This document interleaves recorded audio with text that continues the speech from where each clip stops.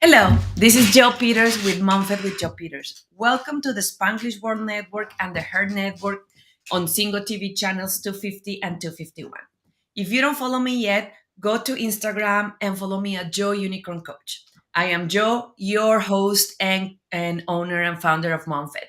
After over 20 years of working with corporations, leadership, and teams, and after having my own experience with motherhood through pregnancy and the fourth trimester, I decided that part of my mission in life was helping those future moms to be and those moms that are struggling in life, that are struggling to be moms, and help you to win the marathon of motherhood without burnout.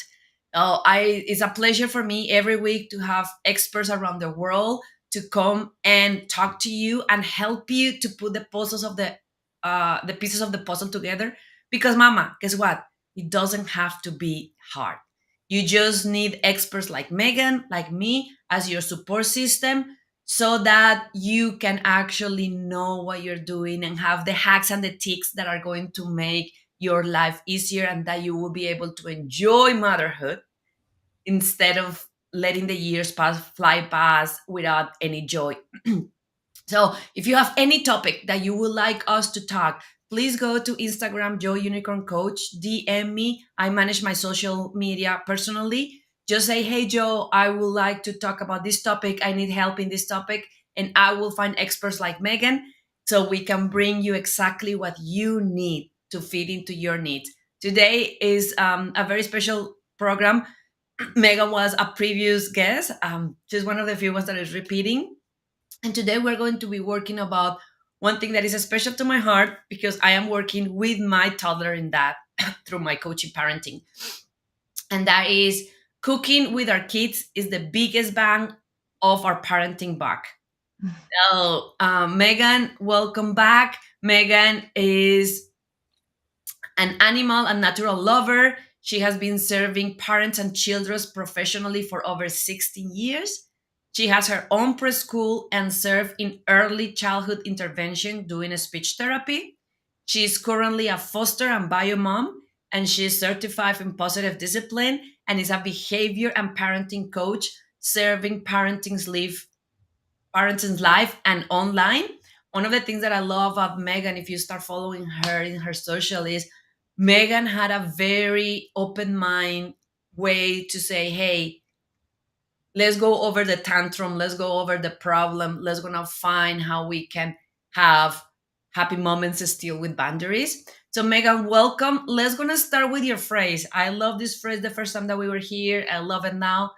I always ask my guests to give me a phrase that they resonate with. Your phrase was, let us model turning oopsies into opportunities to learn and grow with our children. So, Megan, welcome. Let's going to start a little bit with your story about how you start falling in love with cooking with your kids and how you are using that as a huge tool. And about that phrase, what that phrase is all about, and how you came into that being one of your favorite phrases. Okay, well, thank you for having me. Hello, everybody. So, full transparency, I don't love cooking. It's not something I have ever fallen in love with. It's something that was an obligation and all of that. But when I had my preschool, and we did all kinds of cool things. We crawdad fished, we built little dams in the river. We also cooked with each other. And what I found was my kiddos, I had 6, 3, and 4 year olds, and they loved the cooking the most. And what through our experience together, I discovered I could bring any skill or behavior that I wanted to work on right into the kitchen. Those soft skills of manners and, asking and turn taking and those emotional skills and the hard skills of math and vocabulary and fractions. And I could bring everything that needed to be learned right into our cooking experience. And the kids loved it. It grounded and excited them. It was just the perfect combination, the perfect setting for developing their little minds and their brains.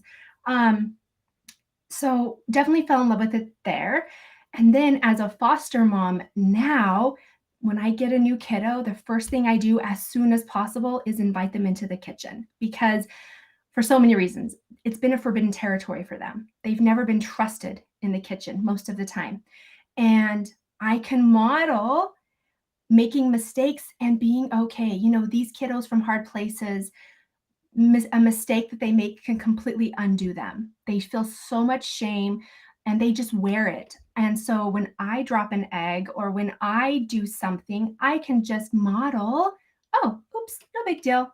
I'll clean this up and we just move forward. And they're just dumbfounded, they're so surprised. And then when they make mistakes, I can model that they can trust me. I'm not going to blow up. I'm going to model offering to help. These skills that we want our kiddos to embody, we need to be modeling all the time. So I get to model, oh, you dropped an egg. That's okay. Can I grab a broom or a rag? What do you think would be most helpful for you? And I can model helping them clean it up, and we just continue on. No yelling, no melting.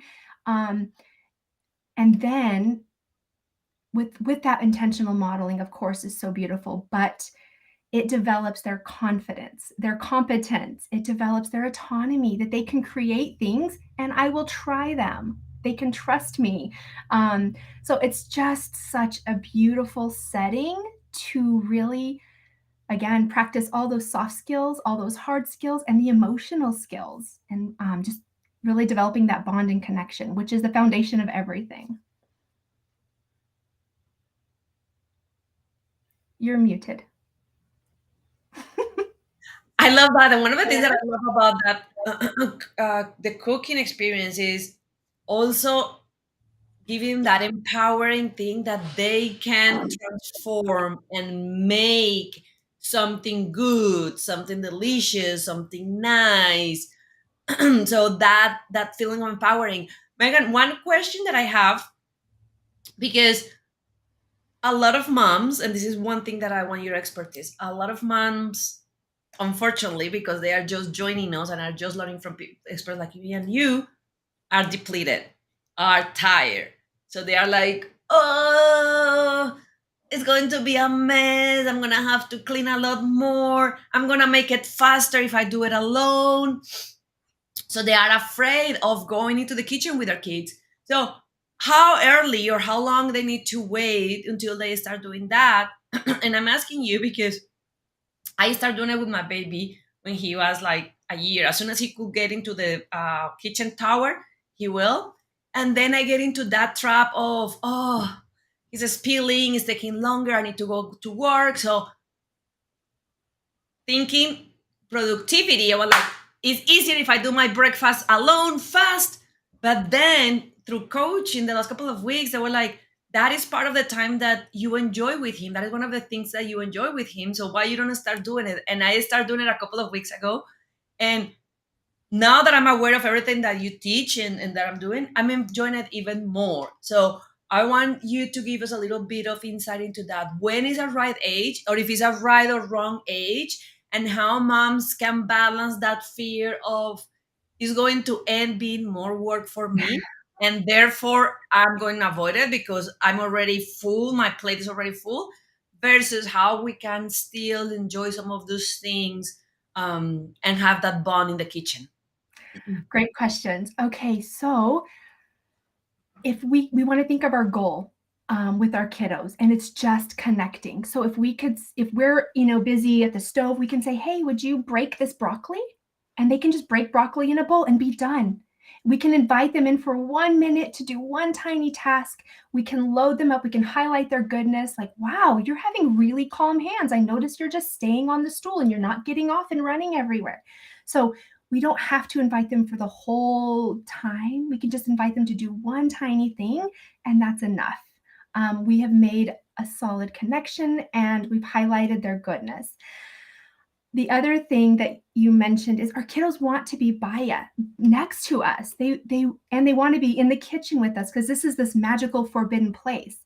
So what we can do is just give them, I don't know, a handful of spinach in a bowl, some crackers. It doesn't even matter, but they're going to be stirring, and they think and believe they are important and they're contributing to the family meal, even though they're entertaining themselves in this bowl.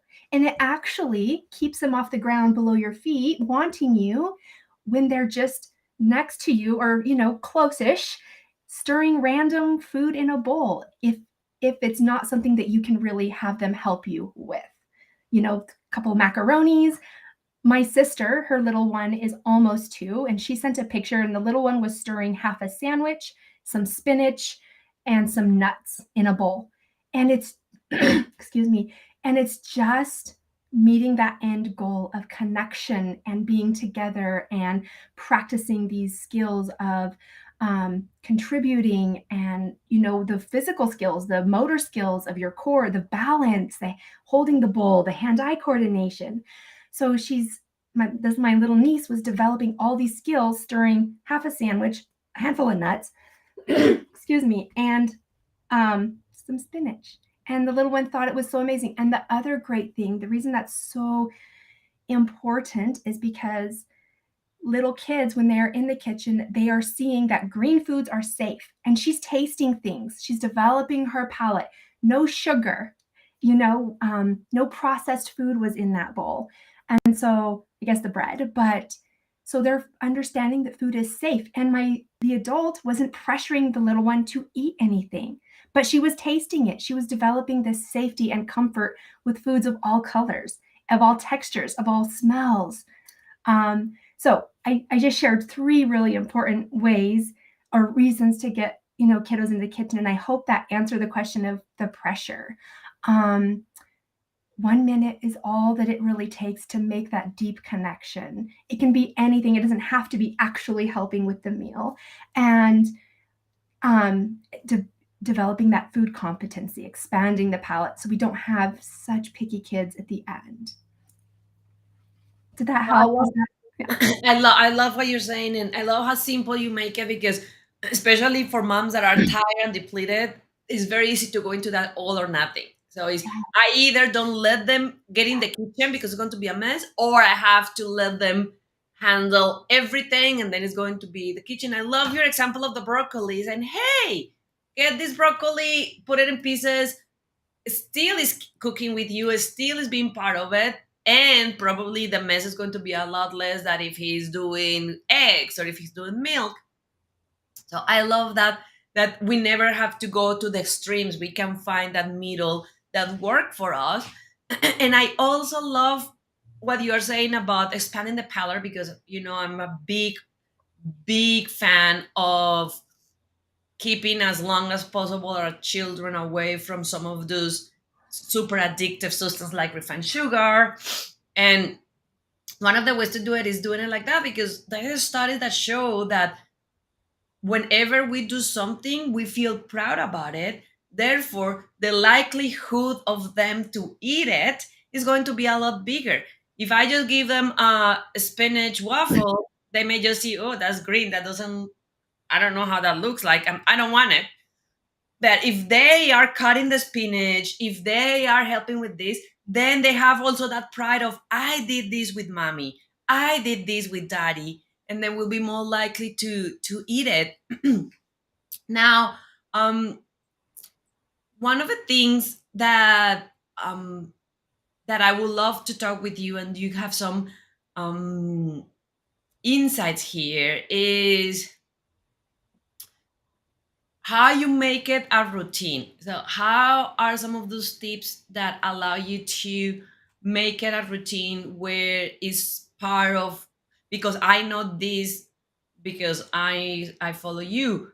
That is part of your life with your kids. My that is part. I see them all week. So, what? How is that process for moms that want to start incorporating into that, to start making it a routine, to start making it part of what they do as a family? Okay, great question. And I want to step back for one quick second and add one more thing to what I shared. Another big pressure that we think is if I invite my kids in and we create a mess, they have to clean it up. And that creates a lot of overwhelm. And I actually encourage don't make your kiddos clean it up.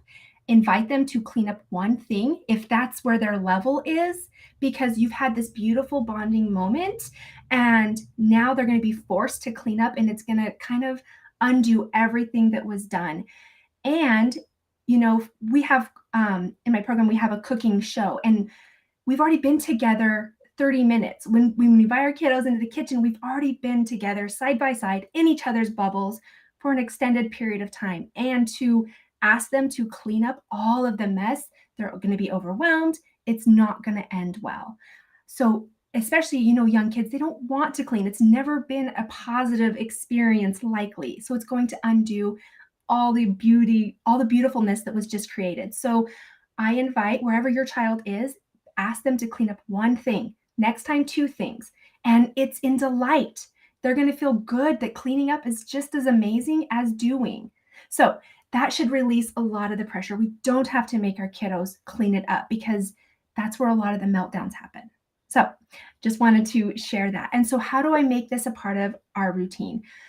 I would love to invite my kiddos into the kitchen every day, and I try to.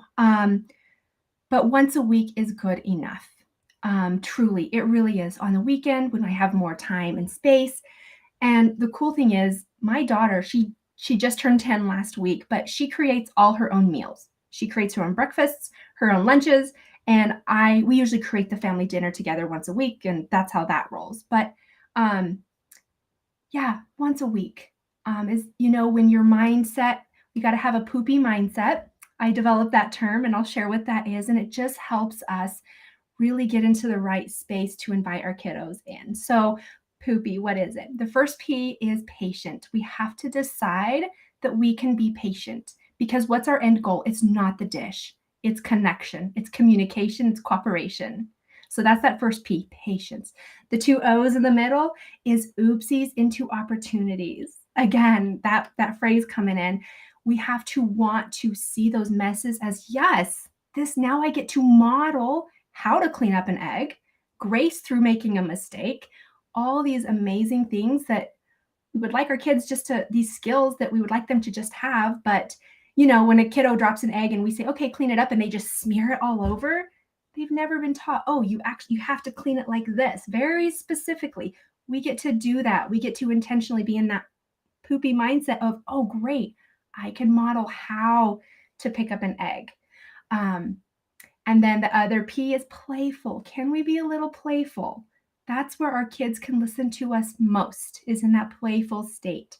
And then if it's a yes, that Y to all of that, you're in the right mindset to invite your kiddo in to make cookies or whatever it is. And it's going to be a beautiful, beautiful experience. Okay, so two great things on that one. The first one is I love that you went back and clarified that topic because that is where we have a lot of pressure, especially from society, from grandmas and aunts, into you are not teaching them to clean. They are not going to learn. If they are cooking, they also have to clean. And you are right. Like, depending on where you are, for example, if you are a mom to be, you can learn and take another one of Megan said. And since they are babies, teaching them to clean. For example, I'm gonna share with you my toddler. I'm doing cleaning with my toddler since he's 6 months old. I start cleaning before I start cooking with him. So my toddler don't have any problem. Like even when he spills something, he just look at me and say, oh, and then I just give him a towel or something and he clean it. So if you are still in that phase, know that you can develop both skills where cleaning is not something tedious or boring for them, but it's just if you do it soon enough when they are babies, it becomes something that they just do. I spill something, I clean. Now, I love your technique and your hack for when you are starting this a little later, like maybe the baby's already 3 years, 4 years, 5 years. Say, like, pick one thing and then don't make it a big deal if you have to clean everything. Hey, help me cleaning this and then start moving on. And I love that because it takes that pressure of the I'm parenting right or wrong. So if my kid is not parenting, is not cleaning, then I'm not being a good parent. I'm letting them go. So I love how you are giving the moms the freedom to say, and I'm gonna steal what you just said in the other part. It's about the connection. So it's not about you being a good parent because he clean everything. It's about how you enjoy the time there. Your poopy is amazing and I love it. So what I'm saying, what I'm repeating, so be patient, transform oopsies into opportunities, have play, have fun, be playful, and the why is yes. At that point, you're in the yes mode. And one of the things that is fantastic with what you said there is it's not about the dish, mama. So one of the things that start going into my head is you also need to have some planning. And look what Megan said as the expert. She said that she put it on the weekend when she had the space to be puppy, work smarter, not harder. So if you have guests coming to a very special dinner and you are already stressed about all those people and your husband is not helping to clean the house, maybe that is not a good dinner for you to involve your kids. I love that. I will invite all of you to write that down and put, remember what Megan said, when I'm cooking with my kids, it's not about the dish. If the dish, for any reason, had some emotional connection with you that is creating you, that has to come along in a certain way, then that's a red flag that that is not a good time for you to cook with your kids. Make it a time that it would not matter if the waffles get black or taste a little off. So thank you, thank you, thank you for that. Um, do you agree with me? Like, what Oh, is yeah. that a good go or no go into when to decide to bring them on? Yes, yes. And through this process, when your kiddo becomes a little equipped, they actually will be helpful in the kitchen. Hey, will you cut these carrots? And I need them cut julienne, just like this. Okay, mom, I can do that.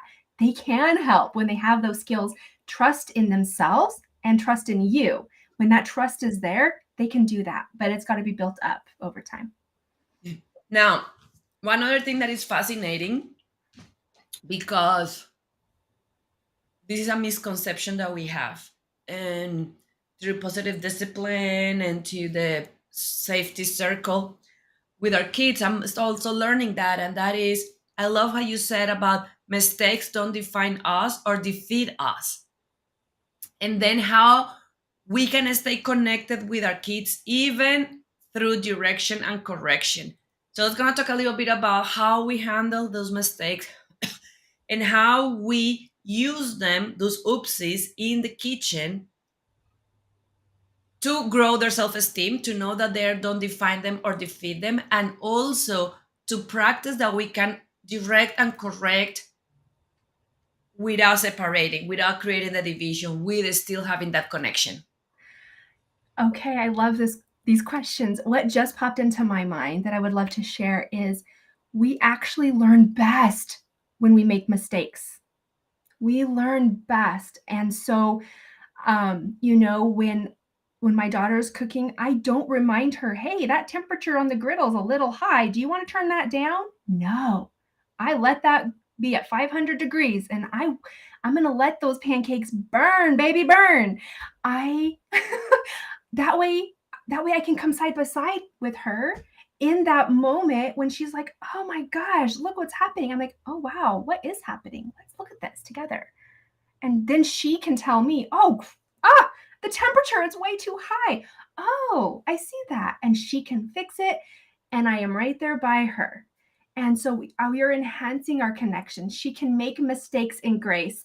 No one is getting dysregulated.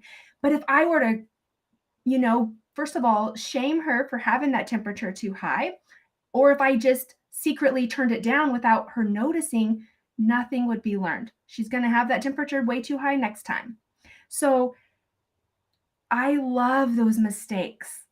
Those are the moments that when we're in a poopy mindset, we can capitalize on to deepen our connection, because those mistakes give that opportunity for that extra connection, communication, and cooperation to happen. What I love that. I love that because what I was thinking is you hear all the moms and there are Instagram reels and TikTok that says, "Oh, I want my kid to know that when they are in trouble, when they are in teenagers, all that, that they could call me and I'm the first person that they think about." Well, if you yell at your daughter because she put the oven at 500, Or if you twist it, you are not there at 14 where she's having 2 beers and everybody else is having 2 beers. Trust me, she's not going to call you and say, hey, mom, everybody here is having beers. Can you come and pick me up? That is what we want, right? Because we want to keep them safe. So things like what Megan is saying, I want all of you to see how that connect for the rest of their life. You are developing skills that are going to keep them safe, secure, and knowing that you are a safe space, that you are a safe place for them to reach out and say, hey, mom, I have this issue. Hey, mom, I have this problem. Hey, mom, I don't know how to fix that, because they know that you are, like you say, you're not shaming them. Because the reality is, who likes to be shamed? Like, after also, and I want to hear your opinion on this, that is probably the easiest way to make sure that your kids don't want to cook with you ever again. Like, after 2 or 3 times that you lose your cool, that you shame them because they didn't follow the instruction, because they're going to be like, I suck at this. My mom is always telling me that I'm doing things wrong. I'm just gonna go and play games. Like, I don't want to cook anymore. I don't want to cook with my mom. I'm not good at this. And funny enough, this is not parenting, but it's something that is very close to my heart too. That is exactly the same pattern that we have when our partners are helping us with something in the house and we correct them. And we're Yes. like, oh, no, no, no, no, you don't do it like that. You do it like this. There are a couple of times our partners are like, okay, so then do it yourself, do it by Mhm. yourself, because how I do it is not good. And the same happened with the kids. So I will invite moms hearing Megan now to see if any of these patterns are coming into your life, into your home. If you are needing to work a little bit on losing control, on being flexible, of knowing that your way is not the only way, that there are other ways. And I fall in love with this part from Megan earlier. It's not about the dish. Remember the why. Remember why you are doing this. You are doing this to connect, to build trust, and to make sure that your kids know that they can reach out to you at any point. Megan, this one is one of my completely favorites in the entire world because I'm a huge fan of this. I'm a huge fan of the Five Languages by Dr. Gary. And you touch about this too. So let's gonna talk a little bit about how cooking with kids give opportunity to communicate all 5 languages to them, why that is important, and how we can start using that. And maybe if not all our mommies are familiar with the 5 languages, give a little brief of what the 5 language is, that I completely am a fan with and super important, and how cooking can help us to talk in all 5 languages. Okay, yeah. So the five love languages, we all have them, and we all have a most needed love language. So Joey might have to help me out in remembering all of them to articulate them. So we've got time, quality time. We have acts of service, gifts, words of affirmation, and what's that last one? Physical touch. Physical touch, which is my daughter's favorite. Hello. And time. And, when we want to spend quality time with our kids, we all know that we need to do this with our kids. So we play with them. We play trucks and we play dolls and we do these things, which is very important. But nothing connects us that we can we can embrace these love language with our kids than cooking. We are side by side giving quality time. We can touch them and, hold them while they're on their stool and just, touch their hair. What if, of course, if your kiddo is resistant to that, we're not going to do that. And then, oh, have a bite of my cookie. You're giving a gift. You get to load your child up in all five love languages in a way that nothing else can. I love that, and I love that because mommies, the love 5 love languages. Actually, you can go online and get the quiz for yourself. And he also have a love languages for kids. And one of my team members, Ale, did it for her kids and had amazing results. Is Dr. Gary Chapman, and the 5 love language is just telling you, how do you feel love the most. We all have them, but like Megan is saying, we have one or two that are the strongest. Why that is important, and I love, like, this is mind blowing how something as simple as cooking can help you to identify which ones are the ones that your kid responds the best. because you have a love language. Megan had a love language. I have a love language. They may not be the same. And that is Mhm. exactly the same like if I'm speaking in Japanese and Megan is speaking in Russian and you are speaking in Italian. In Japanese, I can tell Megan all day long that I love her. And I'm telling her that I love her. But if Megan doesn't speak Japanese, Megan is going to be like, I guess so. Okay. She's not going to feel it. She's not going to understand it. The same happened with the love languages. And that is why it's important that we understand what is our love language and what are our children's love languages.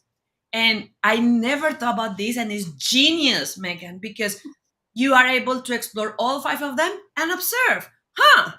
My kid got a lot more excited with these two love languages when we are cooking. Huh? Let's gonna try those two in other areas because the reality is, and I think that this is something that we all moms universally agree with. One of the things that we want to know is we want to make sure that our kids feel that they are loved unconditionally. And one of the best ways is being able to speak in their own love language. So, what are some of those stories about that you can share into how we can play with those love languages? Because I know that you were saying that what kids need the most after their biological needs are met, of course, the most minimum are trust, significance, and belonging.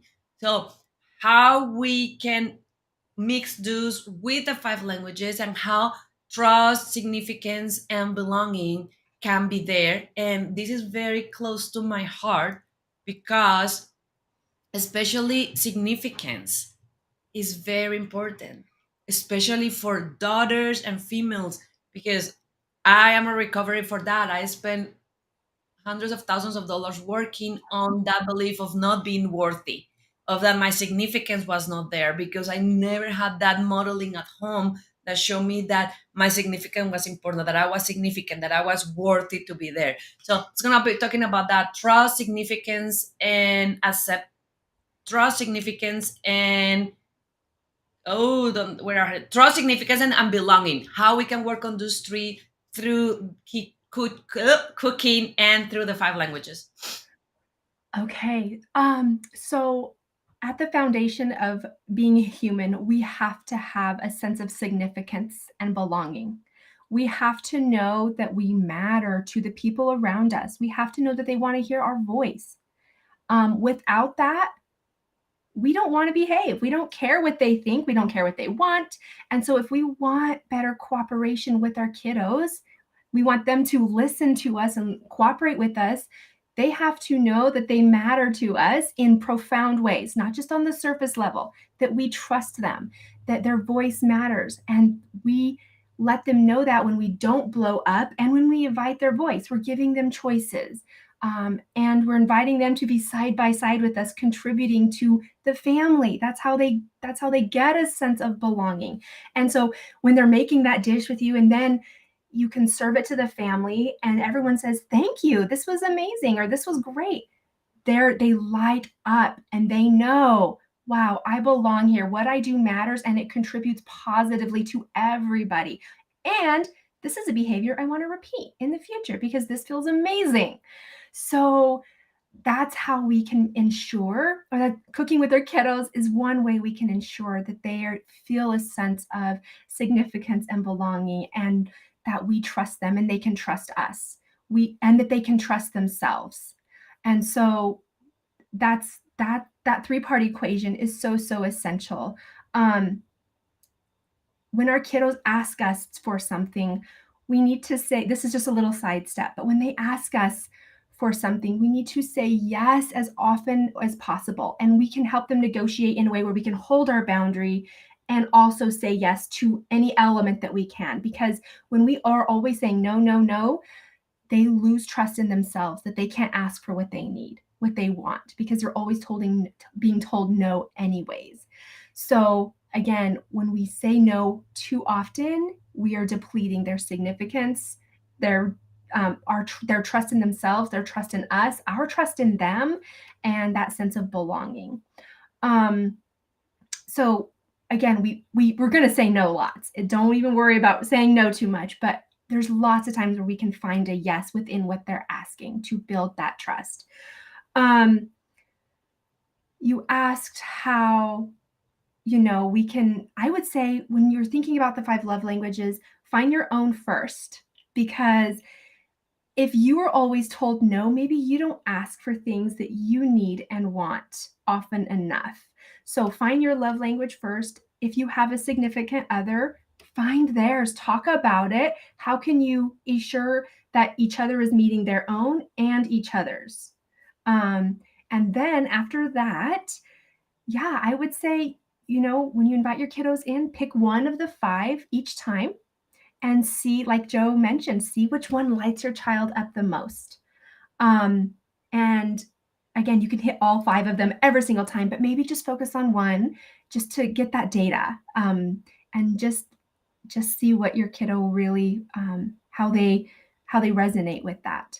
And then one more step, whichever one or two that you found they delighted in most, pull that into when you wake them up. Load them up with the love and the way they feel the most. It will set them up for a really great day.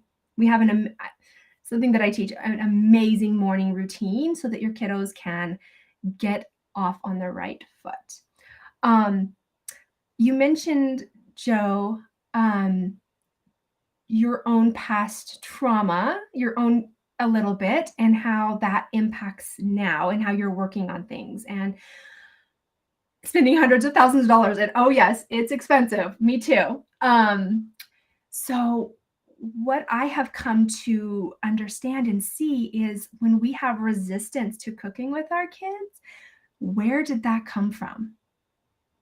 Is it really about right now, the mess right now? Or is it something that happened in the kitchen with our significant adult?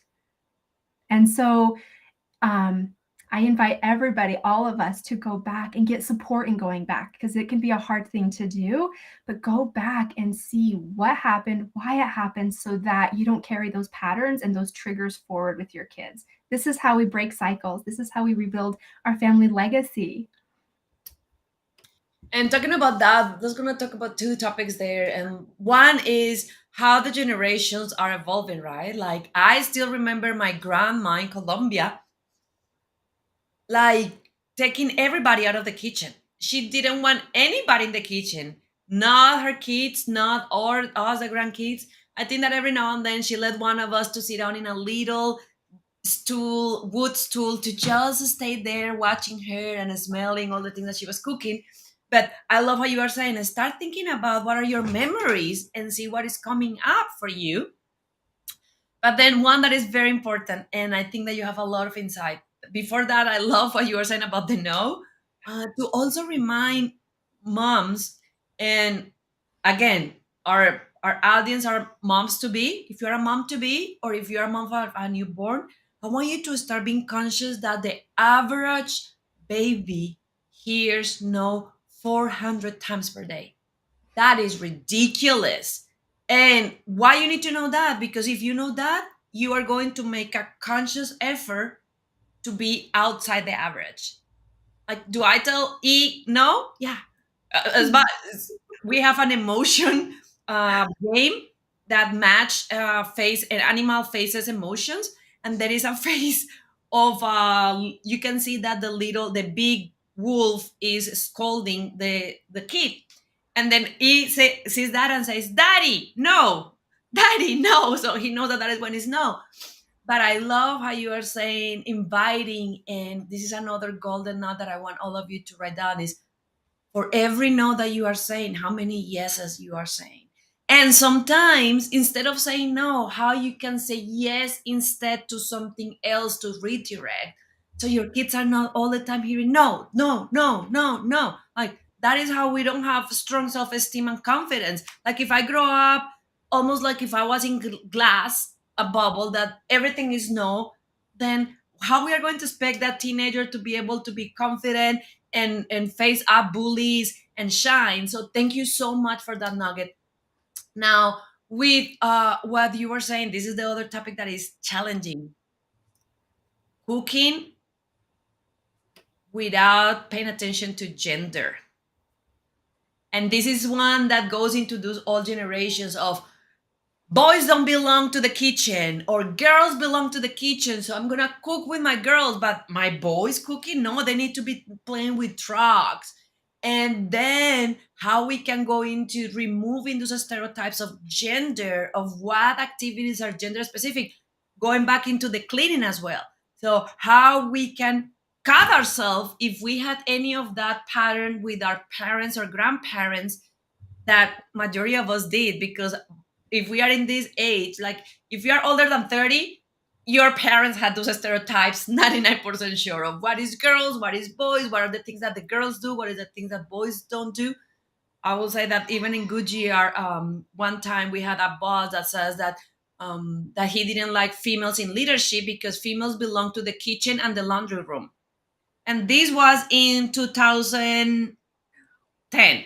Yes. So, how we help these moms to cut up when they have some of that resistance, and how we tell them that is as important, and I humbly will say even more important, to put the time into doing that with our boys and our girls. Oh, love this. And actually, this will tie right back into what we were talking about just a second ago, is how we can say yes. So when our this is validation, and this validating our kiddos and other adults first opens the mind and heart to receive. And so for our child, let's pretend they want a cookie right now. And you can say, "Oh, thank you. You want a cookie." You reflect that back to them so they know that you understand. You understand. Then you can say, "Dinner's going to be in 20 minutes. You can have the cookie after dinner." So you're saying no, you're holding your boundary, and you're also saying yes. You're actually not even saying no. You're just holding your boundary, and then you're saying yes. And then you can also say, "Thank you for asking what you want." So if you want your daughters and sons to start asking for what they want, you want to highlight that goodness and be that model. Now, if you are a mom and you want to break this cycle, these generational problematic patterns of boys don't belong in the kitchen, they and girls do, then when we have a significant other or a loving family member that are like, "What are you doing? This is uncomfortable for me." You can validate first, open their heart and their mind to receive, and you can say, "That is a past thing that I know is hard to let go of. It's hard when we can see the times are changing. And I want my boys to be equipped in the kitchen. I want them to support their wives later down the road. I want them to develop the confidence that cooking brings. I want to cook with them. Hello, this is how we are bonding right now. And I can understand your concern. And it's scary. It's really scary because you weren't invited into the kitchen if you were, a boy or a girl.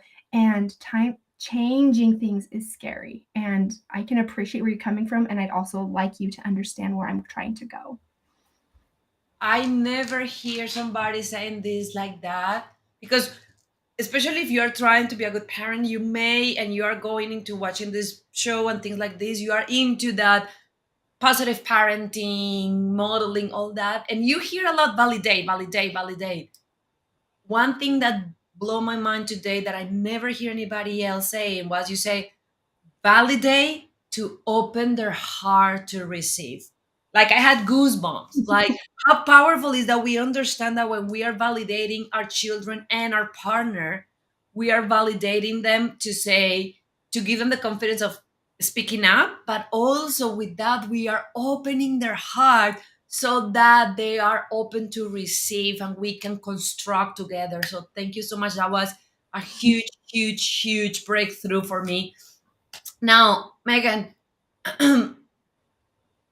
how this evolve into them being confident, because I know that part of this is confident, into when they are in school, when they are facing a bully that is such a, like, I was crying last week because I was saying like, now we are seeing news about bullies being bullies like in first grade. Like it's getting crazy, the lack of emotional connection of some families, how is bringing that. So how the skills that they are developing with us, following your process, following your system, following this environment, can not only have a better connection with us, but help them with others to be better.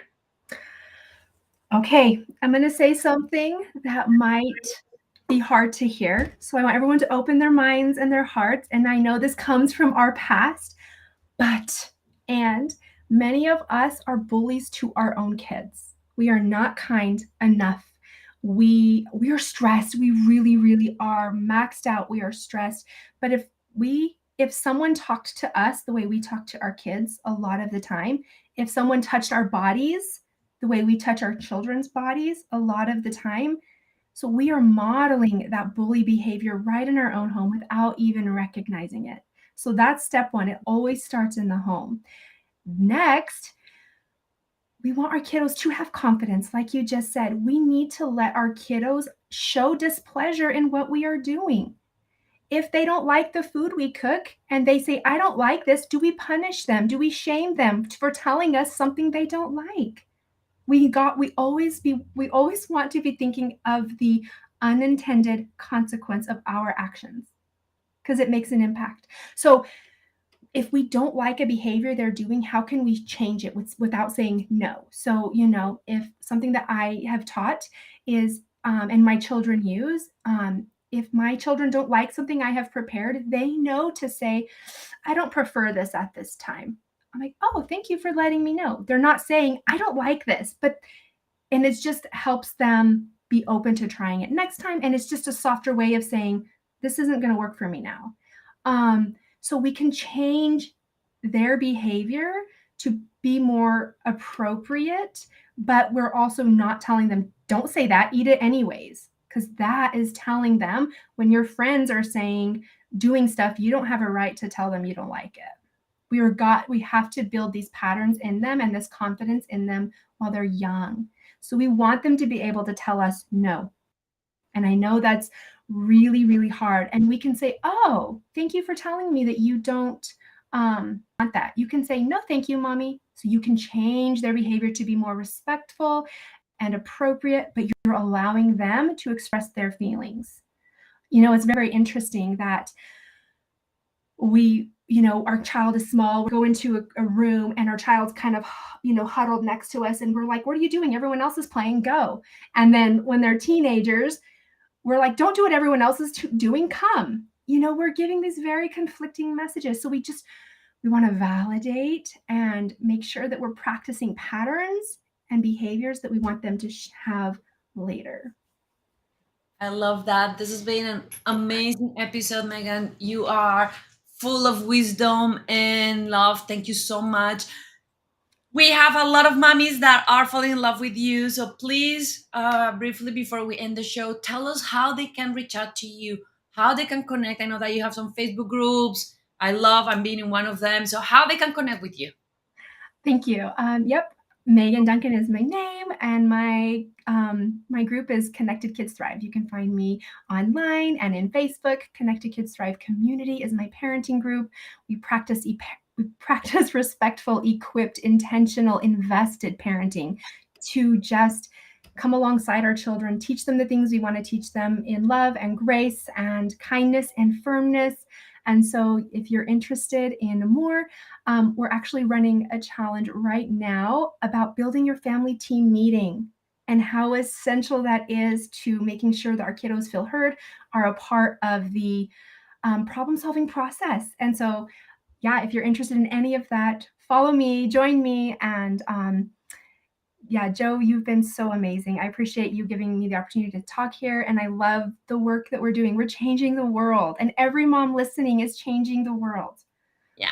So, mommies, Connected Kids Thrive. Go follow Megan. And again, if you are not following me, as is in the screen, go and follow me at Joe Unicorn Coach so you can keep up with all the things that we are doing. This show can also be heard on the Spanglish Radio Network. Please check out www.spanglishworld.ca for all the news and programming. Spanglish World. Watch it, hear it, read it, download it, and leave it.